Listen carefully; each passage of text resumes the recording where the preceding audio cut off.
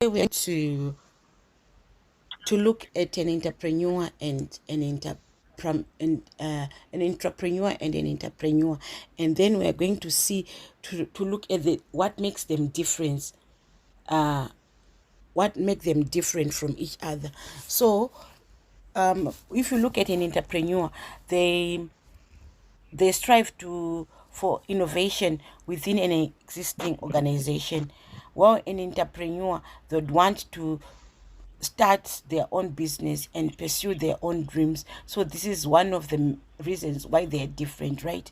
And then an entrepreneur tends to have a higher need for security than entrepreneur who ventures out on their own and they are risk takers. So an entrepreneur is somebody who wants security. So they would rather work for somebody and they have the assurance that they'll have money, there are no flops, there are no risk. If the risk come, it's not for them to tackle it, but it's for the owner of the business.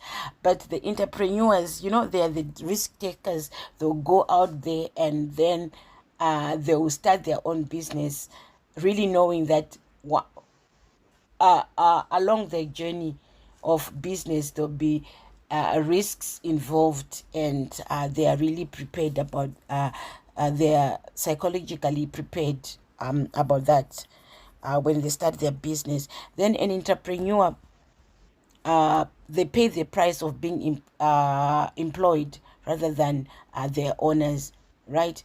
When you, I'll give an example, like when you see like these general managers, these CEOs, most of them they've got characteristics of an entrepreneur, but because they don't want the risk, because they want security, they'd rather be employed by somebody and help that person to build their dreams, right? They are the ones actually who've got ideas. Sometimes they've got the ideas of how to run the business. They can actually be able to run the same business, but the problem with them is that they just do not want risks, right?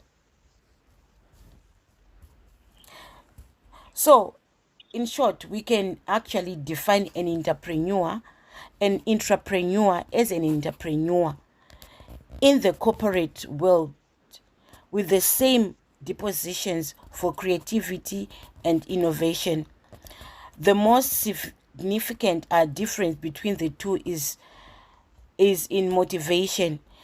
An entrepreneur is generally motivated by a strong need for security, but simultaneously he is like close to control.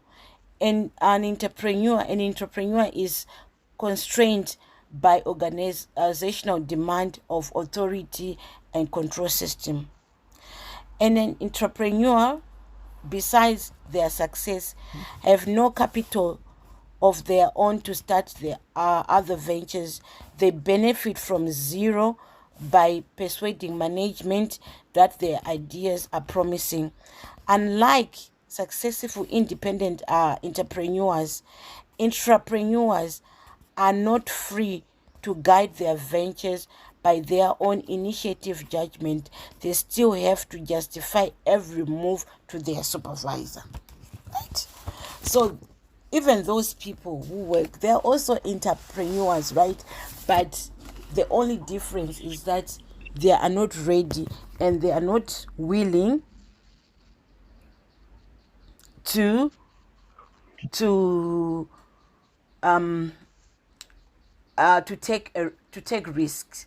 So even if you're innovative, every time you come with an idea, you will first have to tell the owner of the company. If they approve your idea, you execute. If they don't, you throw it away, right? So that's the difference between an entrepreneur and an entrepreneur, right? So now let's move the advantages of being an entrepreneur over being an entrepreneur. That's what we're now going to discuss. An entrepreneur again should use influence strategies. An entrepreneur uses influential people as agents to accomplish their own objectives, right?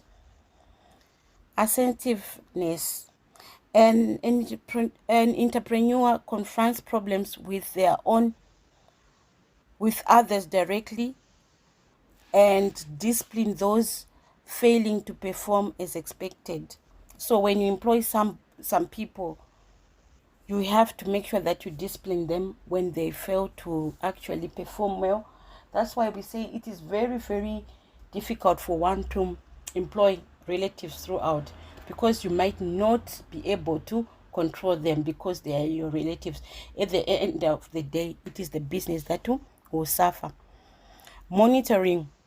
An entrepreneur personally supervises all aspects of a project to ensure that work is completed and that it meets the standards of quality.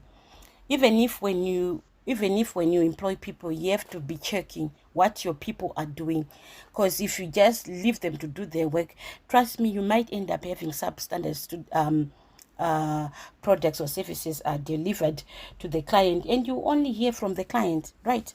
So you have to be constantly monitoring what the people that the entrepreneurs that would have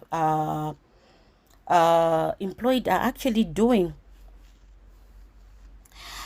Credibility, integrity, and sincerity. An entrepreneur acts to ensure honesty and fairness in dealing with each other's. You get it. You don't have to be a crook for you to thrive in business. Yes, you can be a crook, but trust me, you won't go far. One day the law will catch up with you. So when you are dealing with people, you have to have integrity and you have to be sincere, and you should have credibility, and you should have consent for the employees' welfare. An entrepreneur takes action to improve the welfare of employees, to make sure that they are they are working their work environment is good, their conditions of services are also good, right? Don't be selfish, because these are the same people that make money for you, so you have to make sure that you take care of their welfare, right? You have to motivate them. Use the Maslow's hierarchy. It will help you. Just go through it, Google for the Maslow's motivation hierarchy. That one can actually guide you how to treat people in your government, not in a government, in your organization, because if needs are met, a person will work better, and the goal of the company or organization will be met, right? So just Google for it, go through it, understand it, and implement it on your business when it comes to taking care of the welfare of the people that work for you. Recognizing the importance of business relationship. An entrepreneur should build a rapport or a friend relationship with customers and other business and other stakeholders. You don't have to be like an island, or like you start hating the people who are doing the same business with you. No, no, no, no. Those people that are doing the same business with you should actually make them your friends, right? And then building capital. An entrepreneur develops a tendency to save money in order to plow back into the business and building a strong capital base. Not like every time when they get money, they spend the money and they have to start all over again.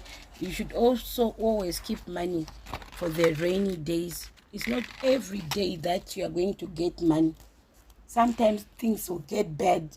Look at the last 2 years ago, we really had a problem, which affected everybody in the world. We had COVID-19, and there were a lot of restrictions, and a lot of businesses suffered, from the big ones to the small ones. Some even collapsed, and some are still trying to get on their feet. So, as an entrepreneur, you should also have like a reservoir for the rainy days so that your business won't fall, right? There is a certain ceiling a business is supposed to reach, that no matter what happens, you won't fall, it won't collapse. So it should be the duty of each and every entrepreneur to aim to reach that ceiling. Once you hit that ceiling, trust me, you can never, never, never fall, right? So these are some of the characteristics or traits of an entrepreneur that one can actually follow in order to successfully run their enterprise.